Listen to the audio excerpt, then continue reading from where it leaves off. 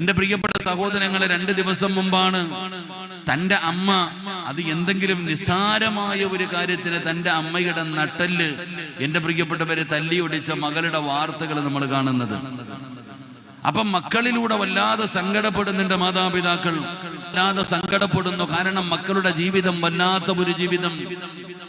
മാതാപിതാക്കളെ തല്ലിക്കൊല്ലുന്ന മക്കളുടെ കാലഘട്ടത്തിലാണ് നമ്മൾ ജീവിക്കുന്നത്.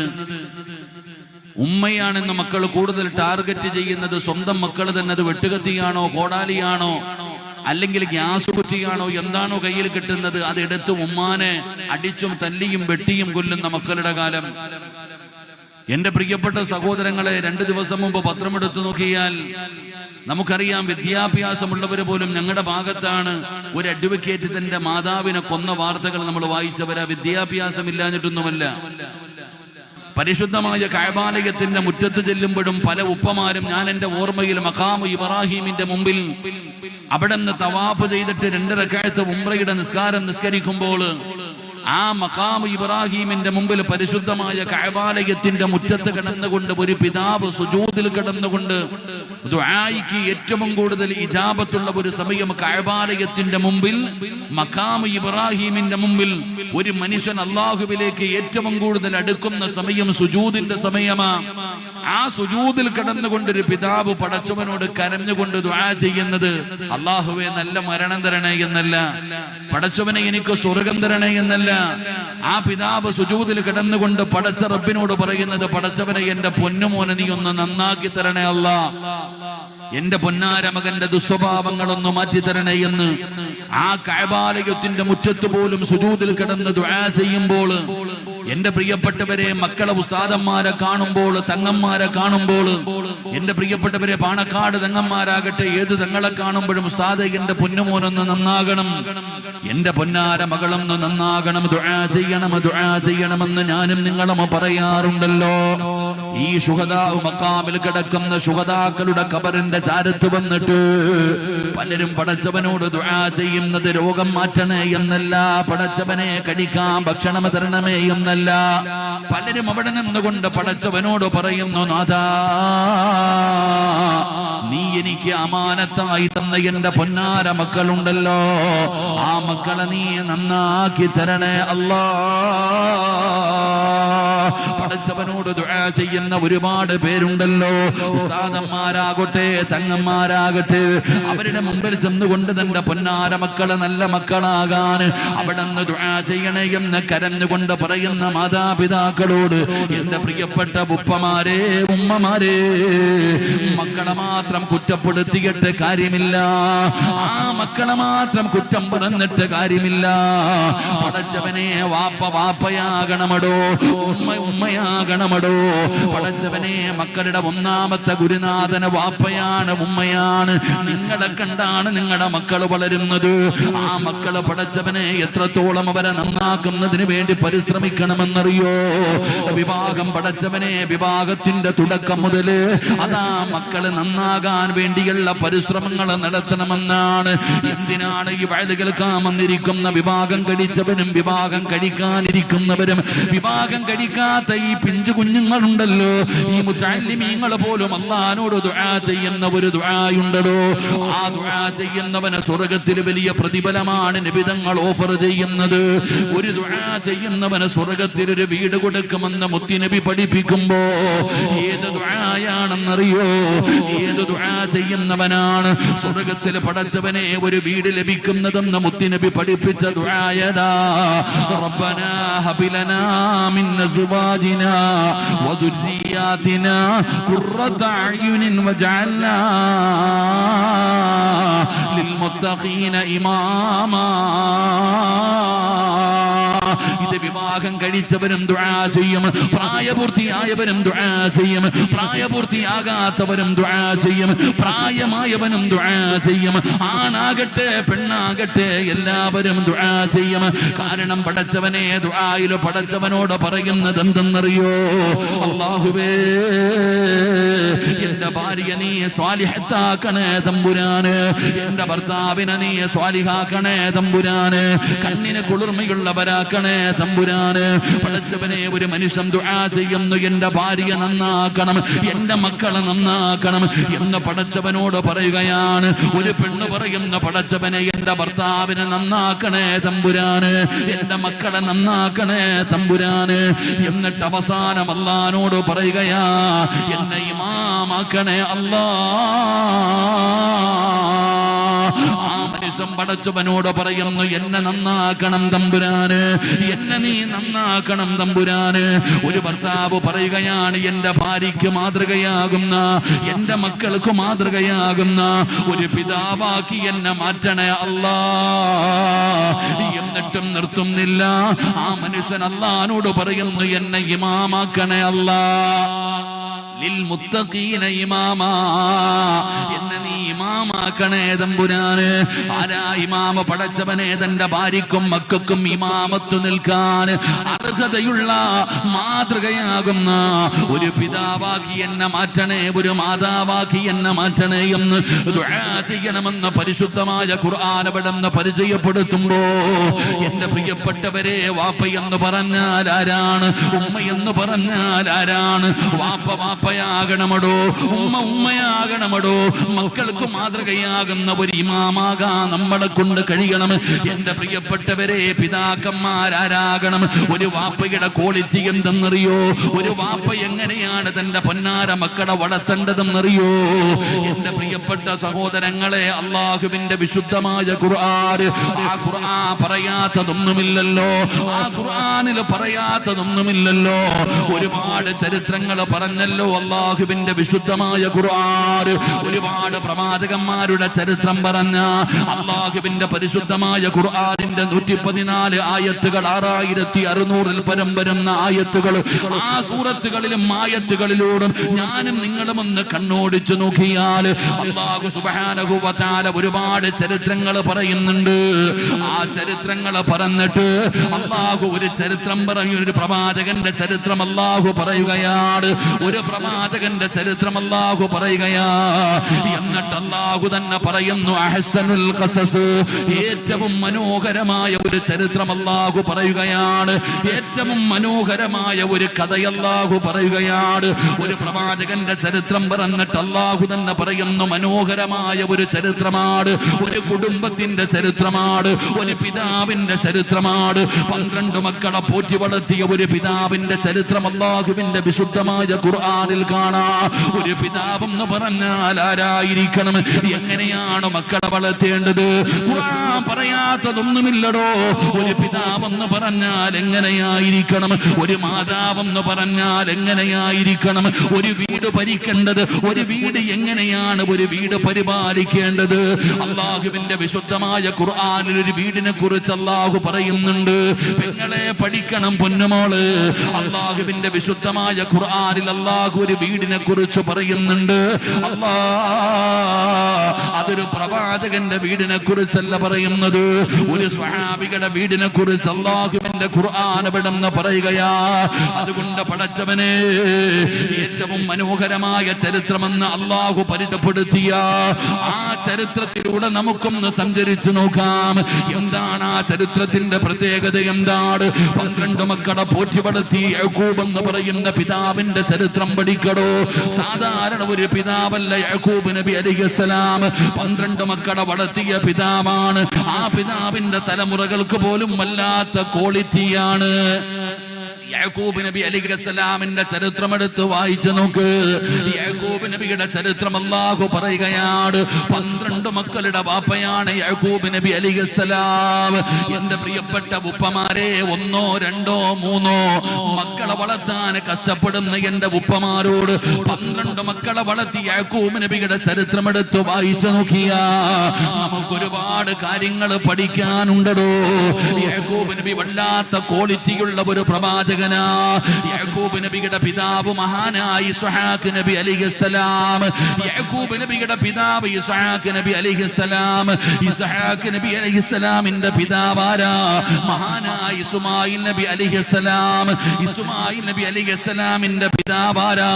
മഹാനായ ഖലീലുല്ലാഹി ഇബ്രാഹിം നബി അലൈഹിസ്സലാം. ഇബ്രാഹിം നബിയുടെ മകനാണ് ഇസ്മായിൽ നബി. ഇസ്മായിൽ നബിയുടെ മകനാണ് ഇസ്ഹാഖ് നബി. ഇസ്ഹാഖ് നബിയുടെ മകനാണ് യാക്കൂബ് നബി. പടച്ചവനെ ഇനി താഴോട്ട് മക്കളുടെ പരമ്പര തിരഞ്ഞു നോക്ക്. യാക്കൂബ് നബിയുടെ മകനാണ് മഹാനായ യൂസുഫ് നബി അലൈഹിസ്സലാം. പടച്ചവനെ ആ പരമ്പരയിലാണ് ദാവൂദ് നബി കടന്നു വരുന്നത്, സുലൈമാൻ നബി കടന്നു വരുന്നത്, മറിയം ബീവി കടന്നു വരുന്നത്. ഒരു വല്ലാത്ത പാരമ്പര്യം പറയാൻ കഴിയുന്ന ഒരു പ്രവാചകനാണ് ആ യാക്കൂബ് നബി അലൈഹിസ്സലാം. തന്റെ 12 മക്കളെ വളർത്തിയത് എങ്ങനെയാ? സമയം കിട്ടുമ്പോ പഠിക്കണേ വാപ്പമാര്. ചുമ്മാതെ നാട്ടുകാരെ ഉപദേശിച്ച് നടന്നാ പോരാ, അയൽവാസികളുടെ മക്കളെ മാത്രം ഉപദേശിച്ചാ പോരാ. സമയം കിട്ടുമ്പോ നീ നിന്റെ മക്കളെ ഒന്ന് ഉപദേശിക്കണേ. പഠിച്ചവനെ യാക്കൂബ് നബിയുടെ ചരിത്രം എടുത്ത് വായിച്ചു നോക്കിയാൽ ആദ്യം നന്നാകേണ്ടത് നമ്മളാടോ. ആദ്യം നമ്മൾ നന്നാകണം, നമ്മുടെ മക്കളെ നന്നാക്കണം, നമ്മുടെ വീട് നന്നാകണം, പിന്നെ വേണം നമ്മൾ പുറത്തിറങ്ങി പ്രവർത്തിക്കാൻ. അതുകൊണ്ട് എന്റെ പ്രിയപ്പെട്ടവരോട് യാക്കൂബ് നബി അലൈഹിസ്സലാം ഉപദേശിക്കുന്ന ഒരു പിതാവായിരുന്നു. യാക്കൂബ് നബി തന്റെ മക്കളെ വിളിച്ചിരുത്തി ഉപദേശിക്കുമായിരുന്നു. അല്ലാഹുവിന്റെ വിശുദ്ധമായ ഖുർആൻ എടുത്ത് നോക്ക്. യാക്കൂബ് നബി അലൈഹിസ്സലാം തന്റെ മക്കൾക്ക് കൊടുത്ത ഉപദേശം എന്താ? യാക്കൂബ് എന്ന് പറയുന്ന പിതാവുണ്ടല്ലോ, തന്റെ മക്കളെ മുഴുവനും വിളിച്ചു കൂട്ടിയിട്ട് യാക്കൂബ് നബി തന്റെ മക്കളോട് കൊടുത്ത ഒന്നാമത്തെ ഉപദേശം എന്താ? വവസ്സാ ബിഹാ ഇബ്രാഹീം ബനീഹി വയഅഖൂബ്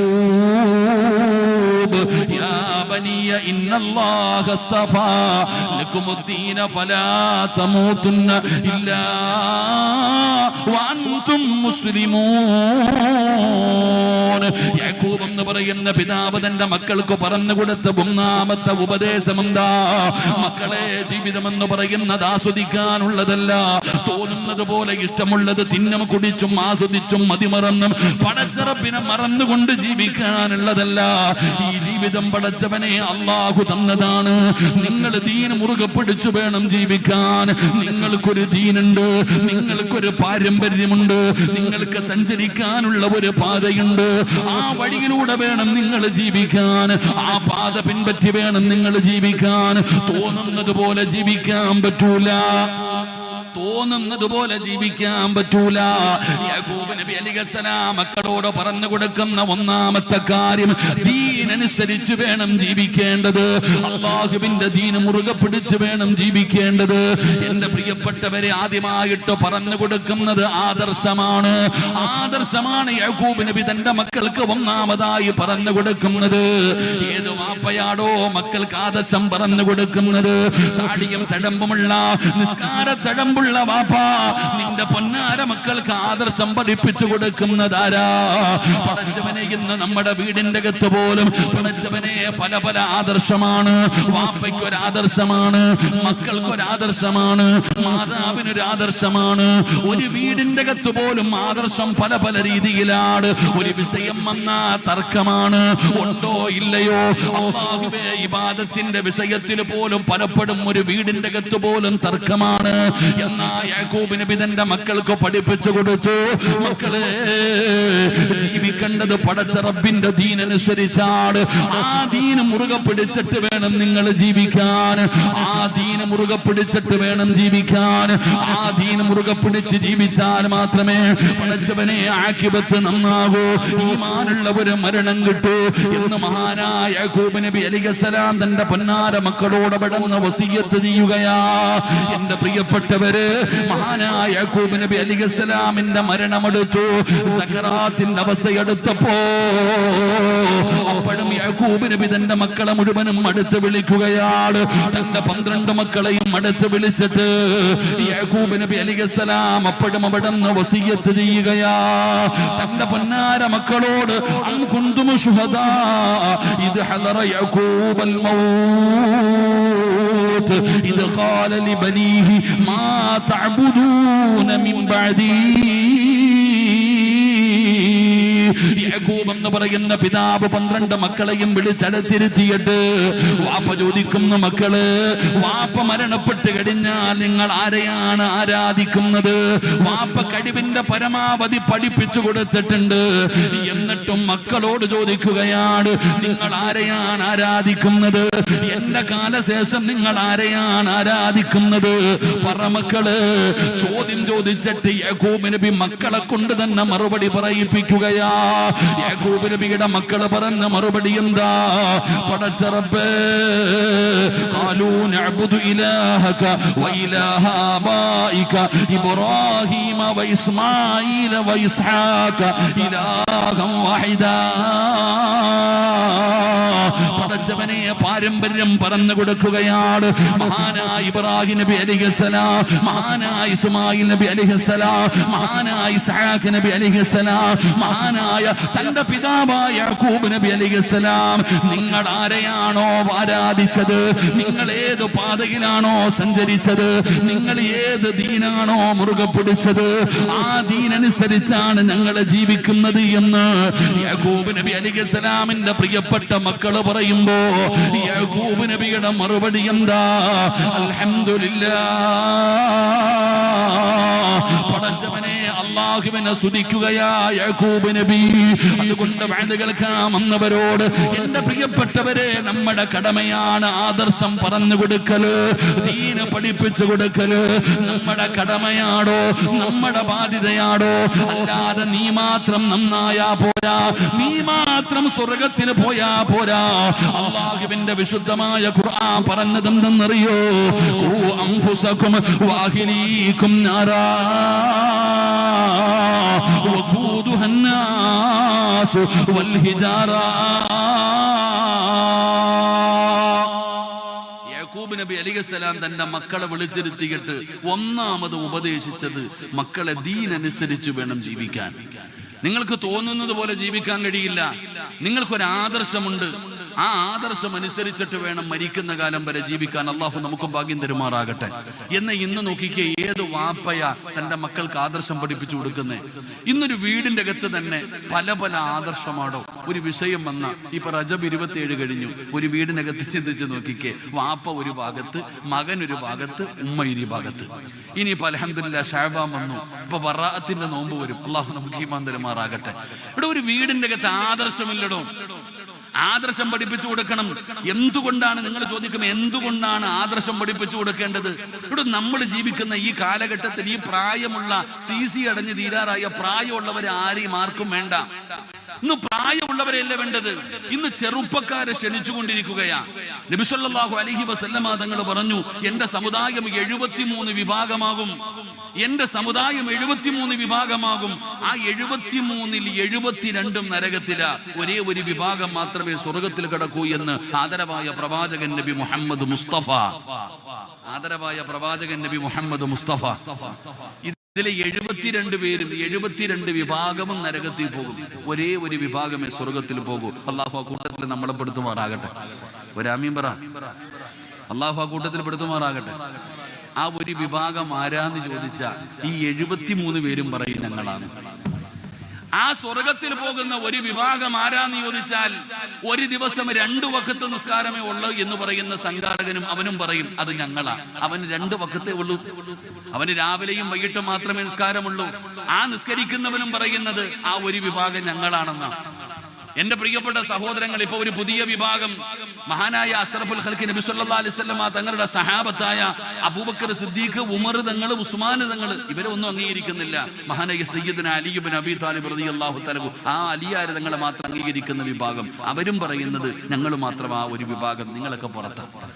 എന്റെ പ്രിയപ്പെട്ടവരെ, എല്ലാരും പറയുന്നത് തന്നെ കോലത്തിലും ചിലപ്പോ താടിയുണ്ടാകാം, തഴമ്പുണ്ടാകാം, ഷാളുണ്ടാകാം, തങ്ങന്മാരുണ്ടാകാം, എല്ലാം ഉണ്ട് ഇവരുടെ കൂട്ടത്തിലും. ഇവരും പറയും നല്ല കാര്യങ്ങളാ. പക്ഷെ ആ നല്ല കാര്യങ്ങൾ എന്റെ പ്രിയപ്പെട്ട സഹോദരങ്ങൾ, അതിനിടയിൽ ഒരിക്കലും നമുക്ക് ഉൾക്കൊള്ളാൻ കഴിയാത്ത പല കാര്യങ്ങളും അതിനകത്തേക്ക് കടന്നു വരുന്നു. ഇത് കാണുമ്പോൾ ഒറ്റ നോട്ടത്തിൽ നോക്കുമ്പോൾ ഇതൊക്കെ നല്ല കാര്യമല്ലേ, ദിക്ർ പറച്ചിലും നിസ്കാരവും ഇതൊക്കെ നല്ല കാര്യമല്ലേ? പക്ഷെ അതിനകത്ത് എന്റെ പ്രിയപ്പെട്ടവരെ, നമ്മൾ പോലും മനസ്സിലാക്കാൻ കഴിയാത്ത, അറിവുള്ളവരെ പോലും അറിവുള്ളവരെ പോലും പിഴപ്പിക്കുന്ന രീതിയിൽ പല പ്രവർത്തനങ്ങളും നടന്നുകൊണ്ടിരിക്കുന്നു. അള്ളാഹു നമ്മളെ കാത്തുരക്ഷിക്കുമാറാകട്ടെ.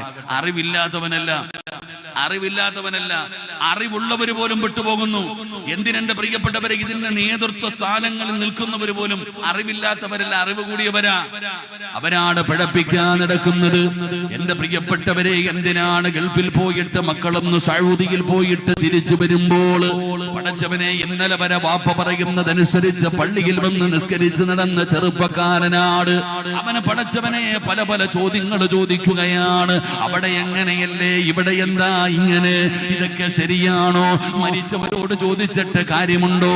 പടച്ചവനെ, ആദർശപരമായ കാര്യങ്ങളിൽ അവന്റെ മനസ്സിന്റെ ഉള്ളിലേക്ക് പല പല ചിന്തകൾ കടന്നു വരികയാണ്. അവന് വഴിപിഴച്ചു പോവുകയാണ്, അവനും ആ വഴി മാറി പോവുകയാണ്. എന്റെ പ്രിയപ്പെട്ടവരെ, അതുകൊണ്ട് അൽഹംദുലില്ലാഹ് നമ്മളെ സംബന്ധിച്ചിടത്തോളം നമുക്ക് അങ്ങനെ ഒരു പേടിയില്ലടോ. ഒരിക്കലും നമ്മൾ വഴിതെറ്റി പോകാറില്ല, നമ്മൾ ഒരിക്കലും വഴിപിഴച്ചു പോകാറില്ല. പടച്ചവനെ, നമ്മളെ സംബന്ധിച്ചിടത്തോളം അൽഹംദുലില്ലാഹ് വഴിതെറ്റി പോകുന്നവനൊരു വഴികാട്ടിയുണ്ടോ. വഴിപറ്റി പോകുന്ന, വഴിയറിയാതെ സഞ്ചരിച്ചു പോകുന്നവന് പടച്ചവനെ ഒരു ഗൂഗിൾ മാപ്പ് പോലെ ഒരു വഴി നമുക്കുണ്ടോ. നമുക്ക് വഴി കാണിച്ചു തരാറ് സമസ്ത എന്ന് പറയുന്ന പ്രസ്ഥാനം അൽഹംദുലില്ലാഹ് പടച്ചവനെ 100 വർഷം തികയുകയാണ്. 100ാം വാർഷികത്തിന് വേണ്ടി സമസ്ത ഒരുങ്ങുകയാ. ഒരു സംഘടനയില്ലടോ, അധികാരമോഹമില്ലടോ. അവർ ജീവിക്കുന്നത് പടച്ചവനെ, ആ പ്രസ്ഥാനം ഇന്ന് ജീവിക്കുന്നത് തഖ്വയിലാണോ. ഒരു ശക്തിക്കും തകർക്കാൻ കഴിയാത്ത രീതിയിൽ അൽഹംദുലില്ലാഹ് സമസ്ത എന്ന് പറയുന്ന പ്രസ്ഥാനമുണ്ടല്ലോ. അത് ഒരു വഴികാട്ടിയായി ഒരു ദിവസം 17 പ്രാവശ്യം അല്ലാഹുവോട് പറയുന്നു, ഇഹ്ദിനസ് സിറാത്തൽ മുസ്തഖീം, പടച്ചവനെ നേരായ പദയിലാക്കണേ എന്ന് ദുആ ചെയ്യുന്നല്ലോ. ആ വഴികാട്ടിയുടെ പുറകില്, ആ വഴിയിലൂടെയാണ് നമ്മൾ സഞ്ചരിച്ചു പോകുന്നത്. വഴി തെറ്റുന്നവനെ ഒന്ന് വഴി കാണിക്കുന്ന ഒരു ഗൂഗിൾ മാപ്പ് പോലെ പടച്ചവനെ സമസ്ത നമ്മുടെ മുമ്പിലുണ്ട്. അല്ലാഹുവേ, ഞങ്ങളുടെ നേതൃത്വങ്ങൾക്ക് നീ ആഫിയത്തുള്ള ദീർഘായുസ് കൊടുക്കണേ അല്ലാ. എന്റെ പ്രിയപ്പെട്ടവരെ, ഈ കൊടി കണ്ടപ്പോ മനസ്സിന് വല്ലാത്ത ഒരു സന്തോഷം തോന്നി. എന്റെ പ്രിയപ്പെട്ടവര്, ആ 72 പേര് പിഴച്ച് നരകത്തിലേക്ക് പോകുമ്പോ ആ സ്വർഗത്തിലേക്ക് കടന്നു പോകുന്ന പാരമ്പര്യം പറയാൻ കഴിയുന്ന, ഇന്നു മുതൽ തുടങ്ങിയാൽ മഹാനായ അഷ്റഫുൽ ഖൽഖ് നബി മുഹമ്മദ് മുസ്തഫ സല്ലല്ലാഹു അലൈഹി വസല്ലമ തങ്ങളെ വരെയുള്ള പാരമ്പര്യം പറയാൻ കഴിയുന്ന അഹ്ലു ബൈത്തിന്റെ നേതൃത്വത്തിൽ ഇങ്ങനെ സഞ്ചരിക്കുന്നവരാ നമ്മള്. ആ അഹ്ലി സുന്നത്തി വൽ ജമാഅ, ആ വിഭാഗമാണ് പടച്ചവനെ അല്ലാഹുവിന്റെ റസൂലിനെയും സഹാബത്തിനെയും താബിഈങ്ങളും തബഉ താബിഈങ്ങളും ഇമാമുമാര്, ഔലിയാക്കന്മാര്, സയ്യിദന്മാര്, പണ്ഡിതന്മാര്, ആ പാരമ്പര്യം സഞ്ചരിച്ചു വന്ന വഴിയിലൂടെ സഞ്ചരിക്കുന്ന ആ സുന്നികളാണോ നാളെ പടച്ച റബ്ബിന്റെ സ്വർഗത്തിലേക്ക് കടന്നു പോകുന്നവർ. ഈ പാതയാണ്, ഈ ആദർശമാണ് മക്കൾക്ക് പറഞ്ഞു കൊടുക്കേണ്ടത്. ഈ ആദർശമാണ് മക്കൾക്ക് പറഞ്ഞു കൊടുക്കേണ്ടത്. പെങ്ങളെ, ഈ ആദർശമാണ് നിന്റെ പൊന്നുമക്കൾക്ക് പഠിപ്പിച്ചു കൊടുക്ക്. ഈ പുത്തനങ്ങാടി മഖാമിന്റെ അകത്ത് കിടക്കുന്ന ശുഹദാക്കൾ ആരാണെന്ന് നിന്റെ പൊന്നാര മക്കൾക്ക് പറഞ്ഞു കൊടുക്കണേ. ആരാ ഔലിയാക്കന്മാരാരാ, പടച്ചവനെ മക്കൾക്ക് പറഞ്ഞു കൊടുക്ക്. കാരണം ഇന്നത്തെ യുവതലമുറയ്ക്ക് വിശ്വാസമില്ലടോ, അവർക്കിന്ന് വിശ്വാസമില്ലടോ. വാപ്പാ താടിയും തഴമ്പുമുള്ള ഈമാനുള്ള പിതാവേ, നിനക്ക് വിശ്വാസമുണ്ട്, നിന്റെ മക്കൾക്ക് വിശ്വാസമില്ല. കള്ളം, കഞ്ചാവും, ലഹരി പദാർത്ഥങ്ങളും ഒന്നുമല്ല ഇന്ന് നമ്മൾ ഏറ്റവും കൂടുതൽ ഭയപ്പെടേണ്ടത്. ഇന്ന് നമ്മൾ ഏറ്റവും കൂടുതൽ ഭയപ്പെടേണ്ട വിഷയം വിശ്വാസത്തിന്റെ വിഷയമാണ്. ഇന്നത്തെ തലമുറയ്ക്ക് വിശ്വാസമില്ല. മരണത്തിന് ശേഷമുള്ള ജീവിതത്തിൽ ഇന്ന് പലർക്കും വിശ്വാസമില്ലടോ. സ്വർഗമുണ്ടെന്ന് പറയുന്നല്ലോ, സ്വർഗമുണ്ടെന്ന് പറയുന്നല്ലോ. ഇന്നത്തെ കുട്ടികൾ ചോദിക്കുന്ന, ഉസ്താദേ സ്വർഗമിരിക്കുന്നത് എവിടെയാ? ആകാശത്തിലാണോ, ഭൂമിയുടെ അടിയിലാണോ, കടലിനടിയിലാണോ, എവിടെ? പടച്ചവനെ, ഇന്ന് മരണത്തിനു ശേഷമുള്ള ജീവിതത്തിൽ വിശ്വാസം കുറവാ. വല്ലാത്ത ഒരവസ്ഥയിലാണ് ഇന്നത്തെ യുവതലമുറ ജീവിക്കുന്നത്. അല്ലാഹുവേ, ഞങ്ങളുടെ മക്കളെ നീ കാക്കണേ അല്ലാ. ഇന്നത്തെ കുട്ടികൾക്ക് മരണത്തിന് ശേഷമുള്ള ജീവിതത്തിൽ അധികം പേർക്കും വിശ്വാസമില്ലാതെ പോകുന്നു. അല്ലാഹു നമ്മളെ കാത്തുരക്ഷിക്കുമാറാകട്ടെ. ആമീൻ പറ, ആമീൻ പറ, ആമീൻ പറ. അല്ലാഹു നമ്മളെ കാത്തുരക്ഷിക്കുമാറാകട്ടെ. നിങ്ങൾ വിചാരിക്കും പടച്ചോൻ അതെന്തേ ഉസ്താദെ അങ്ങനെ പറഞ്ഞെന്ന്. ഞാൻ തെളിവ് പറഞ്ഞു തരാം. ഈ ഇരിക്കണ നിങ്ങളെല്ലാവരും ഇന്ന് വഴുത് കഴിഞ്ഞ് വീട്ടിൽ പോയി 10ാം ക്ലാസ്സിലോ +1-ലോ 9-ലും 10-ലും +1-നും +2-നും പഠിക്കുന്ന മകനെ പിടിച്ച് അടുത്തിരുത്തി പാപ്പ പറഞ്ഞു കൊടുത്തു, മോനെ പാപ്പാടെ ഏറ്റവും വലിയ ആഗ്രഹം സ്വർഗത്തിൽ പോകണമെന്നാണ്. അതെന്താ പാപ്പ? അള്ളാഹു സ്വർഗത്തിൽ ഒരുക്കി വെച്ചിരിക്കുന്ന എന്താന്ന് എന്റെ പൊന്നുമോൻ അറിയോ? എടാ അതിന്റെ വലുപ്പം നിനക്കറിയോ? അവിടെ എല്ലാം ഉണ്ടെടാ. ഉസ്താദ് പ്രസംഗിച്ച കേട്ടോ, നബി സല്ലല്ലാഹു അലൈഹി വസല്ലമ തങ്ങൾ പറഞ്ഞിട്ടുണ്ട്, സ്വർഗത്തിലൊരു മരമുണ്ട്, സ്വർഗത്തിലൊരു മരമുണ്ട്. ആ മരത്തിന്റെ ചുവട്ടിലൂടെ ഒരാള് കുതിരപ്പുറത്ത് സഞ്ചരിക്കുക, വാഹനപ്പുറത്ത് സഞ്ചരിക്കുക. നബി തങ്ങൾ പറയുമ്പോൾ അതാണല്ലോ വാഹനം. നല്ല സ്പീഡിൽ സഞ്ചരിക്കുന്ന ഒരു വാഹനത്തിന്റെ പുറത്ത് സ്വർഗത്തിൽ വെച്ചിരിക്കുന്ന നട്ടിരിക്കുന്ന ഒരു മരത്തിന്റെ ചുവട്ടിലൂടെ ഒരാൾ 100 കൊല്ലം സഞ്ചരിച്ചാലും ആ മനുഷ്യൻ ആ മരം വിട്ടുകിടക്കാൻ കഴിയില്ല എന്ന് നബിയുനാ റസൂലുള്ളാഹി. എത്ര വർഷം? എത്ര വർഷം? എന്റെ കൂടെ എത്ര വർഷം? 100 കൊല്ലം ഒരു മനുഷ്യൻ വളരെ സ്പീഡിൽ സഞ്ചരിക്കുന്ന ഒരു വാഹനത്തിൽ സ്വർഗത്തിലെ ഒരു മരത്തിന്റെ ചുവട്ടിൽ കൂടെ സഞ്ചരിച്ച ആ മനുഷ്യൻ വിട്ടുകിടക്കൂല. അത്രയ്ക്കും വലുപ്പമുള്ള ഒരു മരം സ്വർഗത്തിൽ ഉണ്ടെന്ന് നിങ്ങൾ ആരെങ്കിലും നിന്റെ മോനോട് പറഞ്ഞേ. ഓൻ ഇങ്ങനെ നോക്കിയിട്ട് ചോദിക്കുക, എന്റെ വാപ്പ ഇത് എന്തൊരു തെള്ളലാ വാപ്പ നിങ്ങൾ. പടച്ചോനെ ഇത് എന്ത് 100 കൊല്ലം സഞ്ചരിച്ച തീരാത്ത മരോ. ഒന്ന് ചിന്തിക്കാൻ പറ്റില്ലല്ലോ. അവനത് തമാശയായിട്ട് ഇത് ചുമ്മാതെ തെള്ളിയതാന്നാ വിചാരിക്കുന്നത്. ഹാജിയാരുടെ മോന്റെ അവസ്ഥയെ ഞാൻ പറഞ്ഞേ. ഇപ്പോഴും കയ്യിൽ തസ്ബീഹ് ഇട്ട് ലാ ഇലാഹ ഇല്ലല്ലാഹ് പറയുന്ന ഉമ്മ ഇന്ന് രാത്രി പോയിട്ട് ഒരു കട്ടൻ ചായ വെച്ചപ്പോ മോളിങ്ങനെ ഓടി വന്നതാ. ഒന്ന് കൈ തട്ടി, ഒന്ന് കൈപൊള്ളി. ഓ എന്തൊരു ചൂട്. അപ്പൊ ഉമ്മ ചോദിക്ക, ഇതൊക്കെ ചൂടാണോ മോളെ? അതൊക്കെ അങ്ങ് നരകത്തിലെ തീയുടെ 70% ദുനിയാവിലെത്തി. ഒന്ന് പറഞ്ഞു നോക്കിയേ. എന്റെ മോള് ഇങ്ങനെ കളിയാക്കും. എന്റെ പ്രിയപ്പെട്ടവരെ, നമുക്ക് വിശ്വാസമുണ്ട്. അത് പോട്ടെ, മക്കളുടെ കാര്യം പോട്ടെ. സ്വർഗത്തിൽ ഇത്രയും വലിയ ഒരു മരമുണ്ടെന്ന് പറഞ്ഞാൽ നമുക്ക് പോലും പടച്ചവനെ നമ്മൾ ചിന്തിക്കുകയാണ് ഇതൊക്കെ കെട്ടുകഥയാണെന്ന്. അതുകൊണ്ടാ പറയുന്നത് എന്റെ പ്രിയപ്പെട്ടവരെ, എങ്ങനെയും നമ്മുടെ മക്കളെ പിഴകുടയാണ് പടച്ചവനെ. ഗൂഗിളിലൂടെയാണ്, അവരെന്ന പുസ്തകങ്ങളിലൂടെയാ ദീൻ പഠിക്കുന്നത്. ആരെങ്കിലും എഴുതി വെച്ചിരിക്കുന്ന പുസ്തകങ്ങളിലൂടെയല്ല ദീൻ പഠിക്കേണ്ടത്. അല്ലാഹുവിന്റെ പരിശുദ്ധമായ ഖുർആൻ, മഹാനായ നബി മുഹമ്മദ് മുസ്തഫ സല്ലല്ലാഹു അലൈഹി വസല്ലമ തങ്ങളുടെ സുന്നത്തുകൾ നബി തങ്ങളുടെ ജീവിതത്തിലൂടെയാണ് ദീൻ പഠിക്കേണ്ടത്.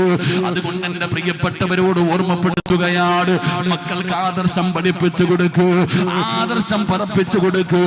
അല്ലാ പടച്ചവനെ, പലരും പറയാറുണ്ട്, ഉസ്താദേ എന്റെ പൊന്നുമോന് മാറിപ്പോയി, ഞാനെല്ലാം പഠിപ്പിച്ചു കൊടുത്തവനാണ്, പക്ഷെ അവനെന്ന് പലതും മറന്നുപോയി ഉസ്താദ്. അവൻ എന്നെ ഞാൻ പറയുന്നത് അനുസരിക്കുന്നില്ല. വിശ്വാസപരമായിട്ട് അവന് വളരെ മാറിയിരിക്കുകയാണ്. സങ്കടപ്പെടുന്ന ഒരുപാട് പേരുണ്ടോ.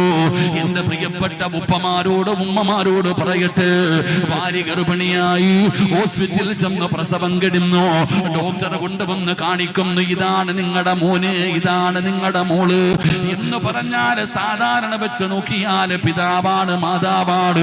പക്ഷേ അങ്ങനെ പറഞ്ഞതിന്റെ പേരിൽ മക്കളാകണമെന്നില്ല. ആദർശം കൂടെ വേണമടോ, ആദർശം കൂടെ വേണമടോ. എന്റെ പ്രിയപ്പെട്ടവരെ, ആദർശം കൂടെ നമ്മുടെ മക്കൾക്ക് വേണം സഹോദരാ. 950 വർഷക്കാലം പടച്ച റബ്ബിന്റെ ദീനിന് വേണ്ടി ദഅവത്ത് നടത്തിയ പ്രവാചകനാണ് മഹാനായ ശൈഖുൽ അംബിയാ, മഹാനായ നൂഹ് നബി അലൈഹിസ്സലാം. ആ നൂഹ് നബിയുടെ ചരിത്രം പഠിച്ചവരാണല്ലോ, ആ നൂഹ് നബിയുടെ ചരിത്രം പഠിച്ചവരാണല്ലോ. ഇതുപോലെ പ്രബോധനം നടത്തിയ വേറെ ഒരു പ്രവാചകനില്ലല്ലോ.